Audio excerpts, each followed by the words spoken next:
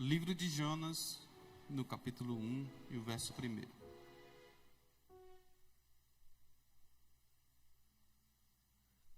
Mandailton disse que eu falo tão mansinho que os irmãos dormem, né? Mas não durma não.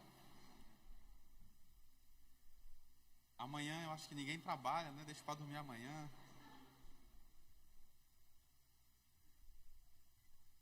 Amém? Encontraram Jonas aí? É depois de Obadias, antes de Miqueias.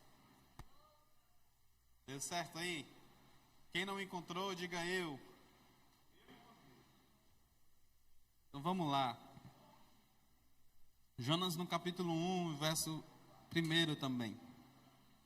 A gente leu aqui no início, mas para a gente lembrar, né?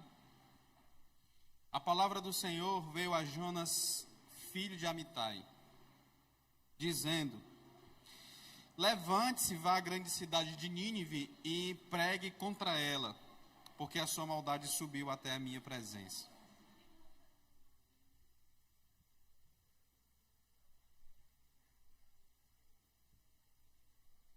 Jonas se levantou, mas para fugir da presença do Senhor, para Tarsis. Jonas se levantou, mas foi para fugir da presença do Senhor, no caso para Tarsis. Desceu a Jope e encontrou um navio que ia para Tarsis.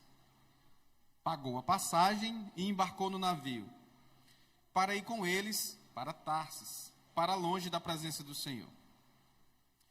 Mas o Senhor lançou sobre o mar um forte vento. E levantou-se uma tempestade tão violenta que parecia que o navio estava a ponto de se despedaçar. Então os marinheiros ficaram com medo e clamavam cada um ao seu Deus. Lançaram no mar a carga que estava no navio para que ele ficasse mais leve. Jonas, porém, havia descido ao porão do navio. Ali havia se deitado e dormia profundamente. Amém? Tudo certo aí? A gente já ouviu muita coisa sobre esse texto, né? Mas para a gente entender o que esse texto quer dizer, a gente precisa primeiro entender como é que funcionava na época, né? Ali no exílio, surgiu a noção de que o povo de Israel era o povo eleito, né? Essa concepção ela foi muito importante para garantir a coesão e a identidade do povo. Claro, muitas pessoas, embora Deus falasse que era o povo escolhido, provavelmente sentia dúvidas em seu coração. Então, quando surge essa noção, o povo, ele, de certa forma, se apropria disso, né, dessa promessa do Senhor, e agora se percebe como o povo escolhido, como o povo eleito. No entanto, a ideia de povo eleito incluía também a noção de superioridade e privilégios.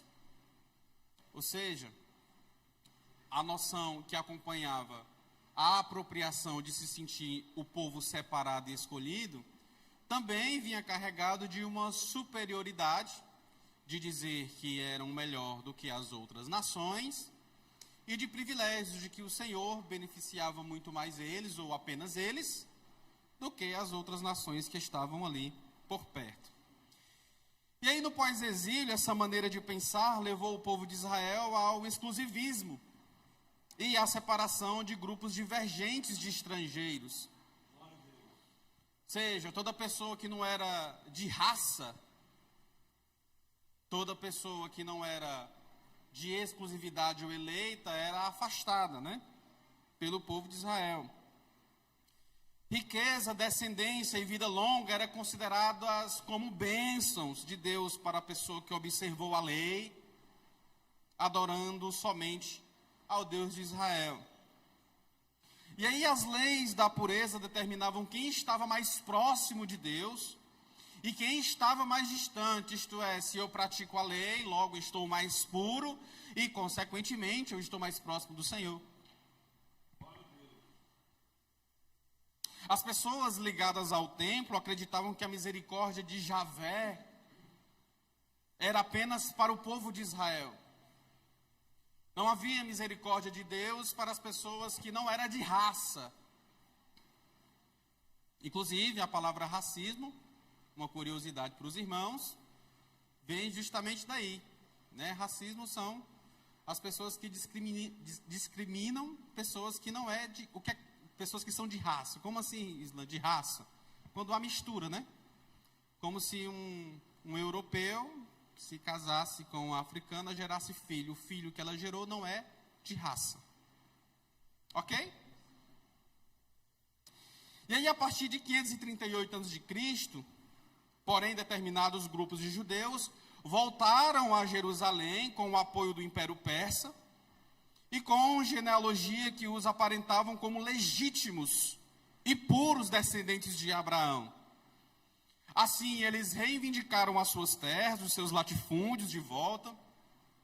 E aí as concepções nascidas no Egito, no exílio, na verdade, foram usadas para legitimar a concentração de poder em suas mãos. Né? Eles reivindicam as terras, que outrora era deles, e agora aquela noção de povo escolhido, aquela noção de povo eleito, né, entregava-lhe a eles poder. Além de tudo, eles acusaram as lideranças que haviam ficado na terra de se tornarem impuras também, bem como os pobres, os estrangeiros, e também as discriminavam. Ou seja, eles voltam para a sua terra, e as pessoas que haviam ficado lá tomando de conta da terra, por terem essa noção de povo escolhido e povo eleito, agora eles dizem: vocês são, né, os que estão ali à beira, né? Vocês não são privilegiados por Deus, Deus não está nem aí para vocês, porque nós somos os povos escolhidos e, portanto, agraciados perante o Senhor.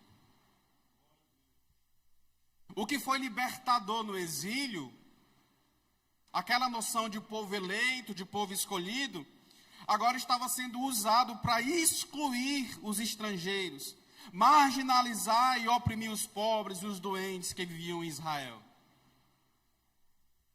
E quando eu falo isso, consequentemente, eu não estou falando diretamente, mas de forma indireta, de que nosso meio, muitas das vezes, nós usamos a nossa fé em Cristo Jesus para descriminalizar e afastar pessoas que não o conhecem.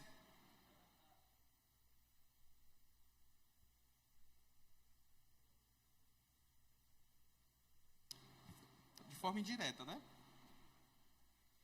Pessoas que não compactuam com a mesma religião que a minha, são pessoas que não merecem ou não recebem a misericórdia do Senhor. Pessoas que não fazem parte do mesmo ciclo social que o meu, que está incluído dentro da igreja, eu não converso. Eu não tomo café na mesa de pessoas que não propagam a mesma fé em Cristo. Com o preço que está o café, segundo Wellington, impossível.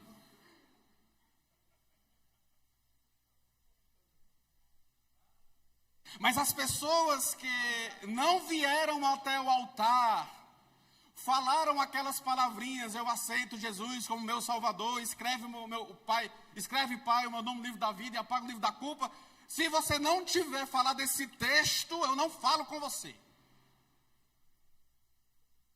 Porque eu sou povo escolhido, portanto agraciado e cheios de privilégios de Deus. Você não merece misericórdia, mas eu sim.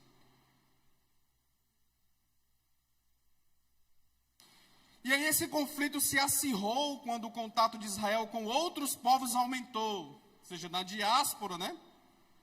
Seja no avanço do comércio internacional. E aí nesses contextos, os grupos mais abertos, contrário a essa visão nacionalista, elaboraram o livro de Jonas. Né?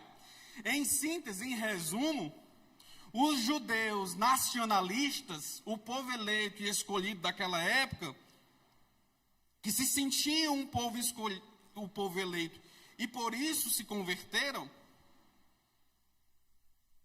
nesse contexto de Jonas, os estrangeiros são identificados como os ninivitas. Quem são os ninivitas? São aquelas pessoas que não são de raça. né? São aquelas pessoas que não são os eleitos. Aquelas pessoas que não fazem parte ali não são os judeus, né? E aí é nesse contexto que o livro de Jonas, ele inicia, né? É elaborado, é escrito. Em Jonas nós conseguimos ver a misericórdia de Deus em ortogar uma missão até mesmo para os covardes.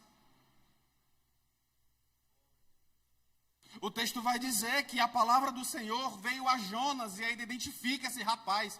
Não é qualquer Jonas. Ele é filho de Amitai.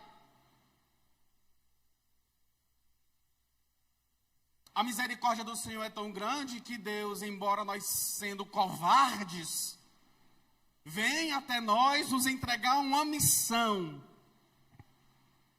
Vem até nós nos entregar um chamado.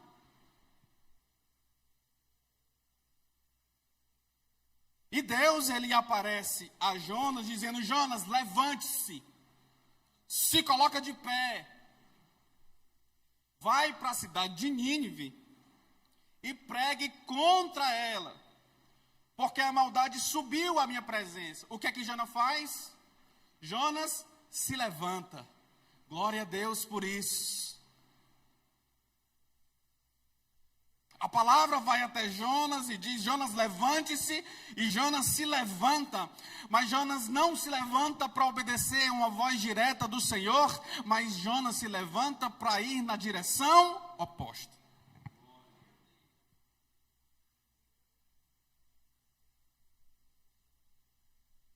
Meu Jesus. E aí, quando Jonas ele decide ir a um caminho totalmente oposto daquele que Deus havia mandado, Deus ele é tão misericordioso que Deus vai atrás, Adailton. Porque muitas das vezes a gente não se percebe que Jonas aqui é eu e é você. Quando Deus ele nos dá uma missão, e ao invés de fazermos aquilo que Deus mandou a gente fazer, a gente faz totalmente o oposto. E aí o exemplo fica no teu simbolismo aí. Provavelmente, espero que enquanto eu esteja aqui falando, você vá lembrando aí: poxa, Deus me mandou fazer aquilo e eu não fui. Fui para o caminho totalmente oposto, né? E aí o texto vai dizer que Jonas vai, desce a Jope, encontra o navio, paga a passagem, entra no navio e embarca para longe da presença do Senhor. Irmão, eu não queria falar disso porque eu acho que eu não gosto muito de me apropriar de eventos que acontecem para usar como escada na pregação. Eu não gosto muito disso, sabe? Mas o que tem de pessoa que aproveitou o carnaval para ir para longe da presença do Senhor, né? Pessoas que se dizem cristãs, crentes, e todo domingo posta foto gratidão, mas que hoje está postando a hashtag folia. E aí o texto vai dizer, e é curioso isso, porque o texto diz que quando Jonas ele vai para um caminho oposto, quando Jonas vai para longe da presença do Senhor, Deus lança sobre o mar um forte vento. Deus levanta uma tempestade tão violenta que começa a quebrar ali o navio. Eu não sei se você entende isso, mas existem muitas tempestades que se levantam na vida da gente, que não é o diabo, não é o inimigo. É simplesmente o Senhor, em sua infinita misericórdia, tentando dizer para você: está indo para longe, né? Eu estou te vendo.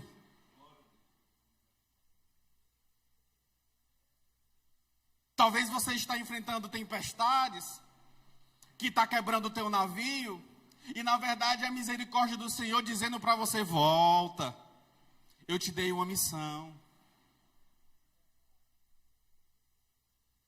E você culpando o diabo, e você dizendo: o Senhor não lembra de mim, o Senhor não está comigo. Não.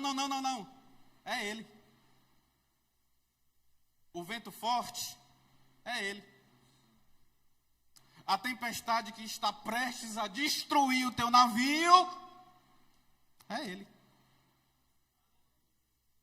Ok até aqui? Eu tentei. Tu disse que era só a voz mansa que estava fazendo os irmãos dormir, mas eu acho que não é não, viu? Quando nós fugimos do chamado que Deus nos entrega, quase sempre as coisas começam a desandar em nossa vida. Deus, Ele nos dá uma missão, Deus, Ele nos posiciona, firma os nossos pés, e aí a gente se levanta, ao invés de fazer aquilo que Deus mandou, a gente vai para um caminho totalmente oposto, e aí as coisas começam a desandar.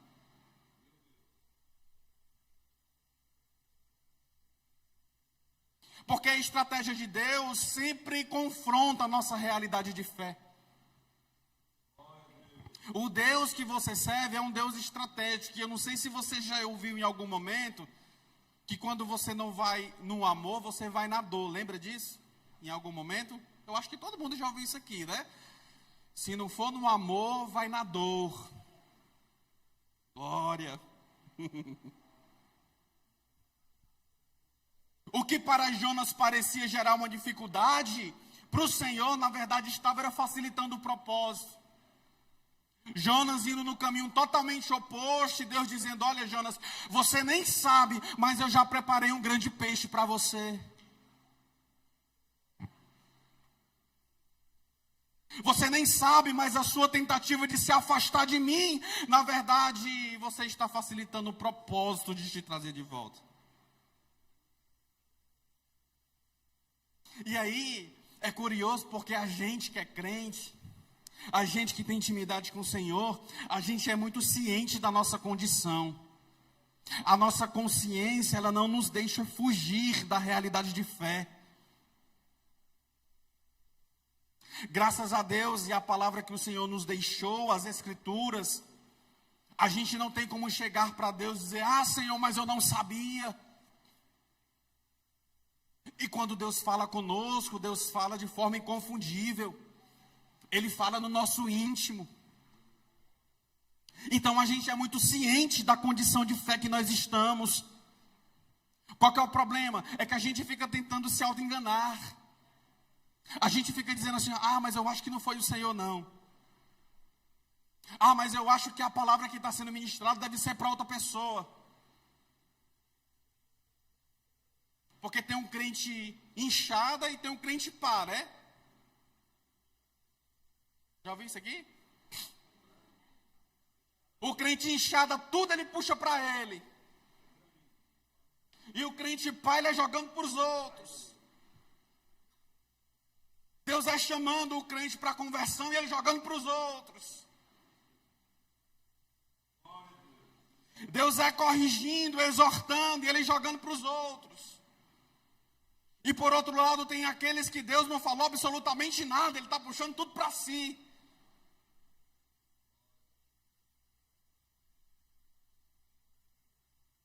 Ok? Tudo certo? Tudo certo até aqui? É o crente inchado e o crente pá, né? Você é quem? Não é que você tem que ser um dos dois, tá? Foi só uma pergunta de pregador para, né? É a fase de efeito, né? Nós somos cientes da nossa condição, e Jonas também era muito ciente da condição que ele estava. Quando as coisas começam a desandar, as pessoas, os marinheiros começam a clamar aos seus deuses, e de repente agora ele encontra um homem tranquilamente. O texto não vai dizer que ele não só dormia, o texto vai dizer que ele dormia profundamente. Significa dizer que para acordar Jonas, ele não só dizia: ei Jonas, acorda, não, tinha que sacudir. Roncando, né? O Hélio está dizendo, o Hélio está só me dando as palavras aqui. Eu estou só imitando o Hélio, viu? Eram as pessoas morrendo afogadas e Jonas roncando no navio. Quer saber? Tem gente que está parecendo próximo a você por sua culpa. Que é isso, irmão? É coisa de missão. Tem calma, vou já chegar na missão.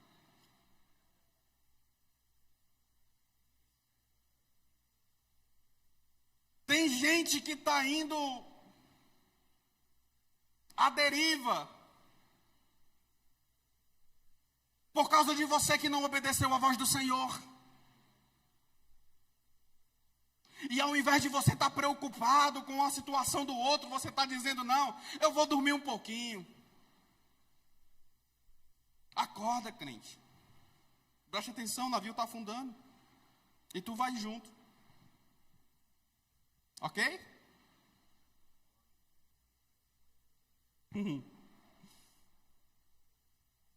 Assim como nós somos cientes quando estamos indo no caminho oposto ao que Deus nos mandou.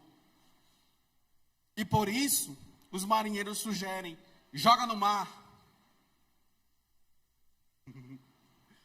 Quando os marinheiros vão atrás de Jonas e perguntam, tu está dormindo, macho? Eles não eram cearenses não, tá? Eu estou só conjecturando. Tu está dormindo, macho velho? A gente está clamando aqui aos nossos deuses, tu está dormindo? Como assim? Eu não estou entendendo. E Jonas, ciente da sua condição, ele diz, olha, eu sei por que é que vocês estão perecendo. Eu tanto sei o porquê que vocês estão perecendo, que eu também sei como parar esse vento, essa tempestade. Aleluia. Os marinheiros não queriam morrer, já tinham perdido metade da carga. Talvez alimentos que deveriam durar vários dias, por causa de Jonas, agora eles haviam colocado no mar, tinham perdido. O navio estava quase se despedaçando por causa de Jonas, que não atendeu a voz do Senhor. Em outras palavras, os marinheiros devem ter pensado, e é fácil assim, é? E Jonas pois vem cá, joga Jonas no mar.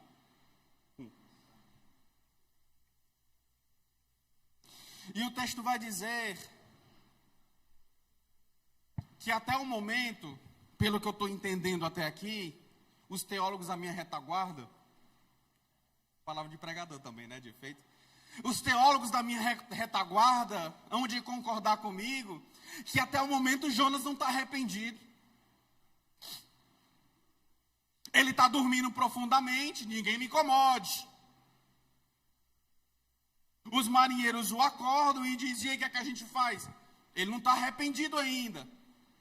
Os marinheiros jogam ele no mar, ele não está arrependido ainda. E o texto vai dizer que um grande peixe, não diz que é uma baleia. Eu sou vivo pastor, né? Como assim, mano? Não era uma baleia? Eu também não sei, o texto não diz, né? Um grande peixe engole Jonas. E aí, quando Jonas ele entra numa profunda angústia, ele se arrepende. Olha só. Em outras palavras, Jonas espera a angústia chegar, a situação ficar difícil, o peixe engoli-lo, para que ele pudesse se voltar ao Senhor. Até o momento, era só se afastar.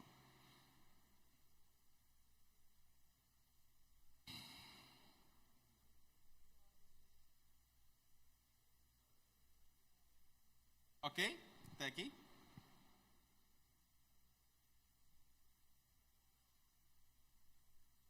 E aí é bom que a gente pense que a gente não precisa esperar situações difíceis acontecer para que a gente possa se aproximar do Senhor.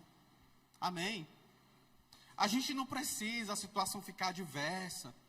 O mar falta pouco se quebrar. O mar não, o navio falta pouco se quebrar. Né? A gente não precisa o feijão faltar. Ok? A gasolina ficar mais cara, o preço do café não descer, não baixar. A gente não precisa esperar a situação ficar mais difícil. A gente não precisa esperar para a ansiedade, a depressão bater na porta. A gente não precisa esperar para que o desejo de se automutilar bata na porta do nosso coração, para que só então a gente possa clamar ao Senhor.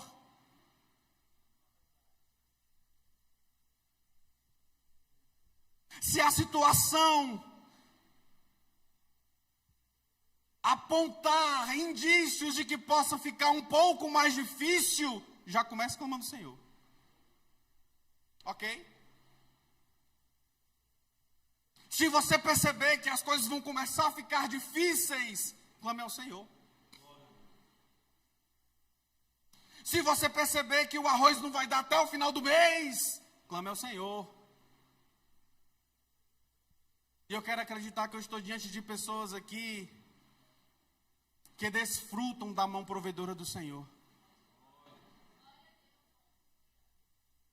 Nunca te faltou.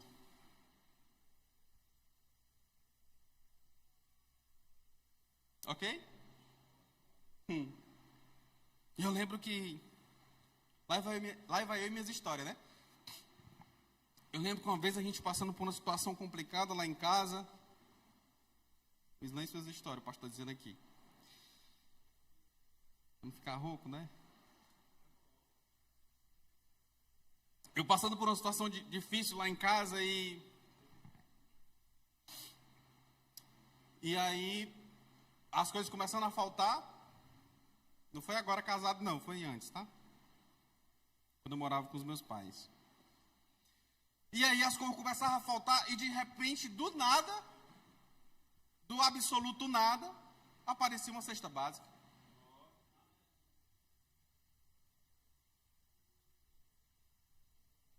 E a gente tem esse negócio de, hoje não mais, né? Mas antigamente tinha esse negócio de comprar roupa todo final de ano, né? E eu lembro que uma vez eu já estava conseguindo ver, além já era setembro por ali, eu disse, rapaz, não vai sobrar dinheiro para comprar nada, né? Uma calça, uma camisa. E aí o que é que eu fui fazer? Eu fui orar. Orei ao Senhor. Ô Senhor, tem misericórdia. E aí tinha um irmão que vendia roupa na igreja. E aí o irmão estava vendendo umas roupas, aí chegou lá perto de casa. E aí ele disse, eu estou passando aqui, vem aqui. Aí eu fui lá e ele começou a me mostrar as roupas. Uma camisa era 120 há 8 anos atrás. Da MR2. A calça era 200. Da Randara.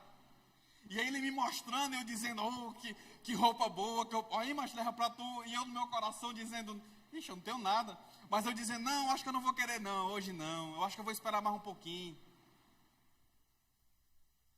Mas eu tinha orado ao Senhor. E de repente um irmão olhou pra mim e disse assim, tá aqui essa calça sobrando de R$200, toma pra tu, vê se dá em tu, dava certinho, irmão, acredito. Essa outra camisa aqui está sobrando, pega para tu também, dava certinho. Uma outra camisa social que eu queria para pregar nas igrejas, deu certinho.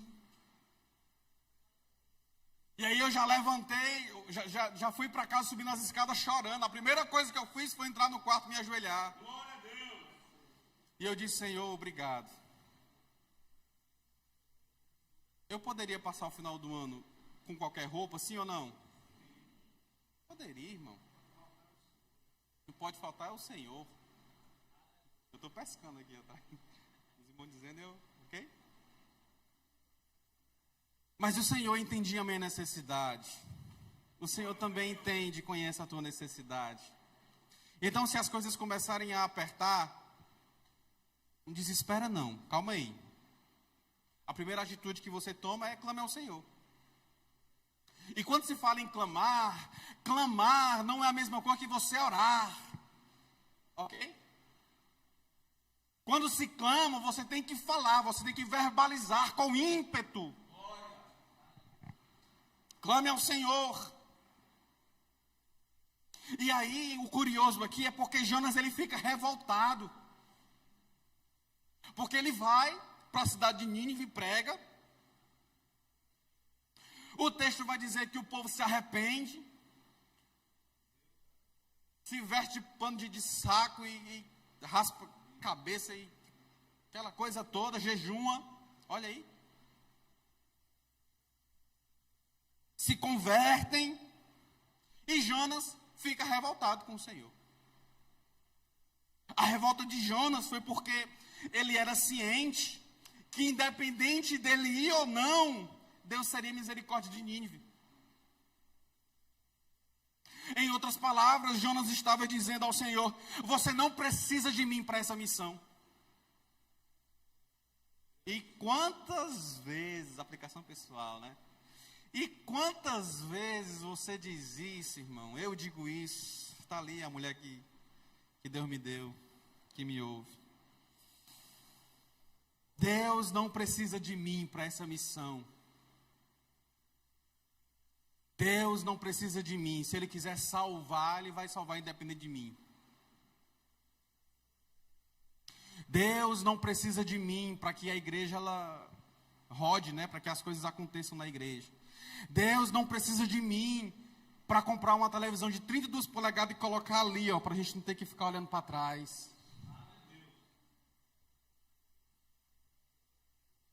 Faltou os irmãos do Fala Deus. Cadê, irmãos?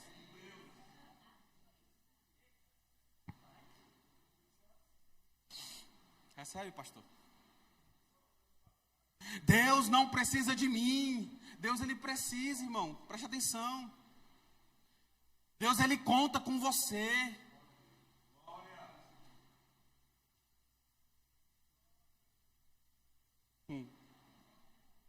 A missão que Deus entrega em nossas mãos, devemos encará-la com um único objetivo: obedecer.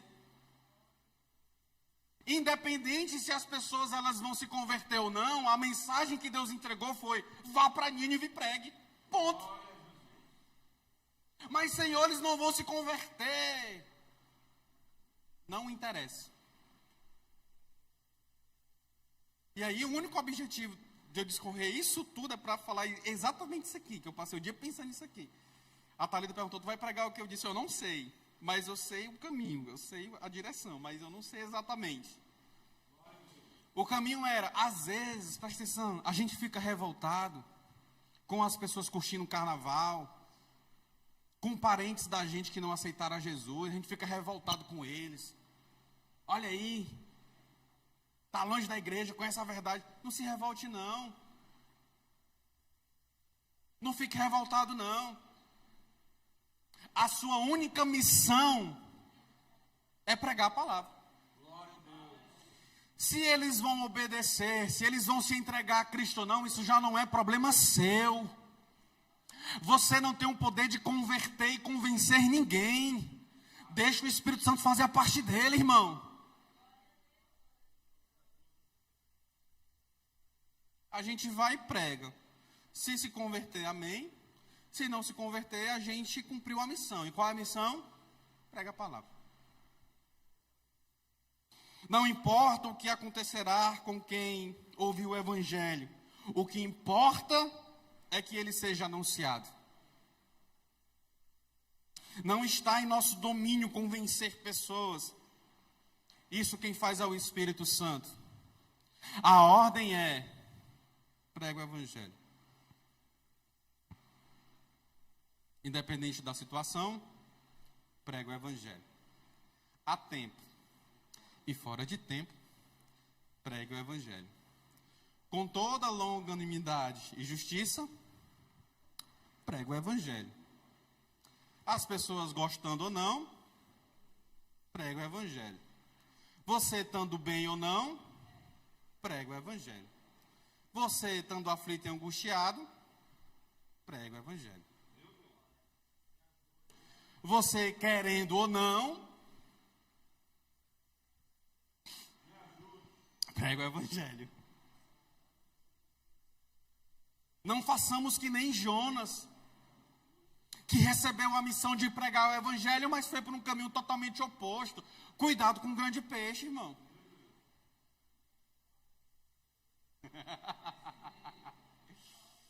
Cuidado com o grande peixe. Cuidado com a tempestade. Se Deus mandou você fazer, faça. Porque senão vai aparecer um peixe do nada. E você vai dizer: como é que pode um peixe grande aparecer aqui? Ele não é de águas salgadas, águas doces, sei lá. Cuidado com o peixe. O Deus de estratégias conhece você e sabe exatamente onde você está. Não adianta se esconder. Jonas estava lá no porão, dormindo, tranquilamente, profundamente, mas Deus sabia onde Jonas estava. E aí, como diz o texto, se você descer ao mais profundo oceano, ele sabe onde você está. Isso aqui, irmão, não é só quando se trata de bênção, não, tá? É porque às vezes a gente... Lembra do crente inchado e do crente pá? Tipo assim, ó, se a gente está muito angustiado, precisando do socorro do Senhor, ai, mas o Senhor conhece o meu coração, a Bíblia vai dizer que no mais profundo do mar, Ele sabe, Ele conhece a minha dor. É o crente puxando para si. Mas na hora da correção também, o Deus que sabe exatamente o que acontece no mais profundo do mar, se você se esconder lá, Ele te vê. Se for no mais alto e sublime céu, é lá que Ele está. Não há como escapar de suas mãos. Operando Deus, quem impedirá? Ok? Tudo certo até aqui? Então, quando a gente fala de missões, a gente precisa refletir na ideia de que a gente tem uma ordem direta. Missões, o ID do Senhor, não foi uma opção, né? Se vocês quiserem e puderem, vão lá e pregam o Evangelho. Se vocês sentirem o desejo no coração de vocês, se queimar no coração de vocês o desejo de pregar, vão lá e preguem. Se o momento for oportuno, se de repente você está lá dentro do ônibus e senta alguém ao lado de você e começa a falar dos seus problemas, prega o Evangelho. Não, o texto não diz isso não. Mas aí você pode usar das suas estratégias, né? De se achegar até as pessoas, falar do Evangelho, perguntar o nome. Tudo bem com você? A pessoa, tudo bem. O dia está quente, né? A pessoa, está quente. Aí você diz para ela, imagina o inferno. Não, brincadeira. Não, você vai conversando, o dia está quente, o dia está muito quente. As coisas estão difíceis, o preço do café lá em cima. É porque eu gosto de café. Aí você diz, tá complicado mesmo. Se com Jesus está difícil, imagine sem, não é mesmo? A pessoa, realmente faz sentido. Aí você não vai prometer coisas boas, né? Você não vai dizer, Jesus vai baixar o preço do café. Você não vai dizer isso, claro. Porque algumas pessoas querem usar de tudo, né? Para atrair as outras. Jesus vai mudar. Jesus... Calma aí, irmão. O importante aqui não é a situação financeira da pessoa. O importante aqui não é se a pessoa está no emprego bom ou não. O Evangelho, ele não veio com o intuito de fazer a tua vida melhor nessa terra, não. Preste atenção.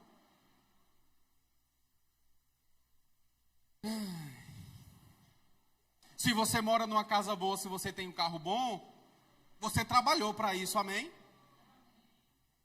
E não trabalhe não para ver. É porque as pessoas acham que as coisas caem do céu. Não estude não, para você ver. Não vou estudar não, vou ajoelhar e pedir para Deus mandar um carro do céu. Não. O intuito do Evangelho não é isso aqui não. Sabe qual é o intuito do Evangelho? Vamos lá, Mateus no capítulo 5. Ixi, cai bem em cima aqui, ó. Olha aí.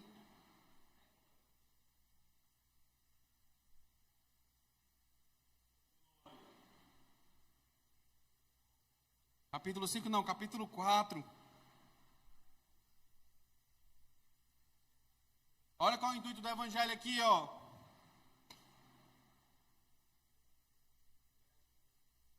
Espera aí que eu tô caçando. Eu não achei mesmo não, ainda não.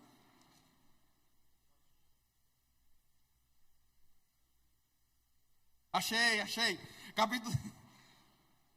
Capítulo 4, versículo 12. Ao ouvir que João Batista tinha sido preso, Jesus voltou para Galiléia. E deixando Nazaré, foi morar em Cafarnaum, situada à beira-mar na região de Zebulon e Naftali. Isso aconteceu para se cumprir o que tinha dito por meio do profeta Isaías: terra de Zebulon, terra de Naftali, caminho do mar, além do Jordão, Galiléia dos gentios. O povo que vivia em trevas viu uma grande luz. O povo que estava sem carro, o povo que não tinha uma casa boa para morar, não tinha nada para comer. É assim que está? Não. O povo que vivia em trevas, não é o povo que estava em trevas. Valberto, era um povo que vivia em trevas.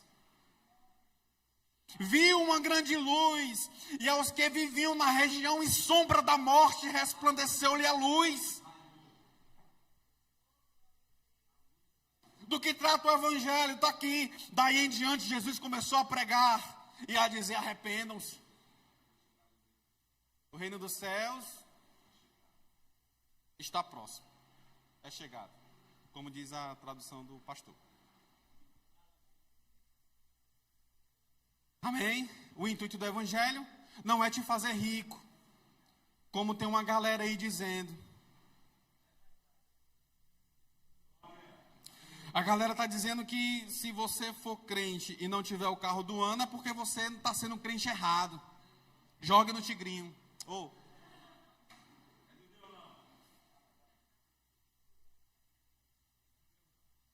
A gente ri, mas você sabia que tem muita gente que acredita nisso? Aqui não tem não. Mas você acredita que tem muita gente que acredita que ser crente tem a ver com o tanto de bens que ela possui? E que tem pessoas que não têm dinheiro, pessoas que vivem à margem da sociedade, que não têm o que comer. A solução que se apresenta a ela é Jesus como resolvedor de seus problemas? Você acredita que tem gente pregando isso? Dizendo assim: se você está com fome, aceite a Jesus, que todo dia ele vai colocar pão na sua mesa.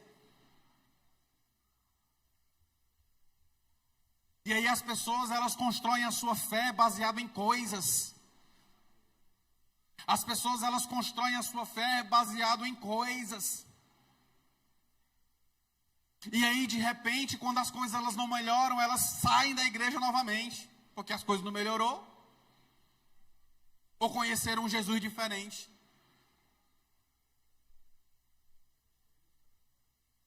Existe um termo que eu aprendi na faculdade. Luiz lá em suas histórias.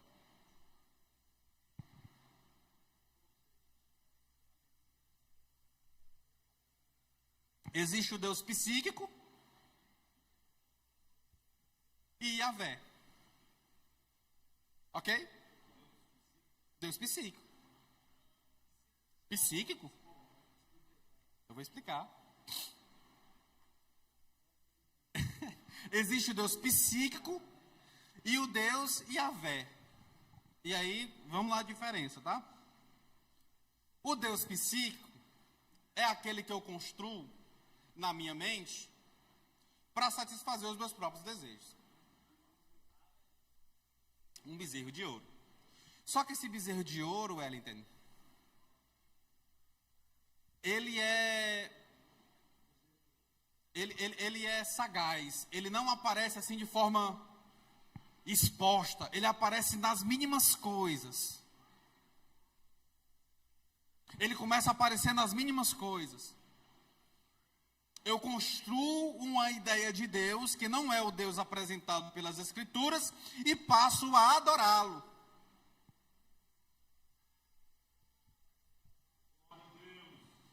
E aí eu aproveito o fato de não ler as Escrituras constantemente para conhecê-lo, para criar o Deus que vai me satisfazer.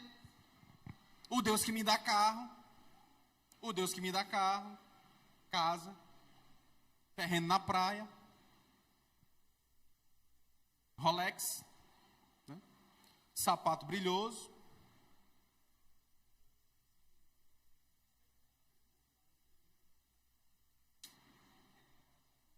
Ok? Mas o Deus que nós servimos, irmãos, Ele está preocupado com uma coisa bem maior. Lembra do texto que Ele pensa maior e melhor? E quando Ele pensa maior e melhor, não é preocupado com a tua condição. É preocupado com a tua alma. Amém? Lembra daquele texto que diz assim, ó, o homem preocupado, e aí chega alguém para dizer assim, louco, e se hoje te pedirem a tua alma? É com isso que o Senhor está preocupado. Então que nessa noite possamos fazer o oposto de que Jonas fez. A gente possa obedecer a palavra do Senhor e pregar o Evangelho. Pode usar o Instagram também para pregar o Evangelho. Irmãos, quem aqui que está aqui que não tem Instagram? Não tem. Só a irmã Hillary. O irmão ali também, que falou no GV de Casais. Cadê? Todo mundo aqui? O diácono Gilmar Mendes. Todo mundo tem Instagram, né? A irmã aqui também tem Instagram. Ah, você que tem Instagram, entra na página da igreja, AD Maraponga 2, segue lá. Lá você encontra, né, a programação, você encontra os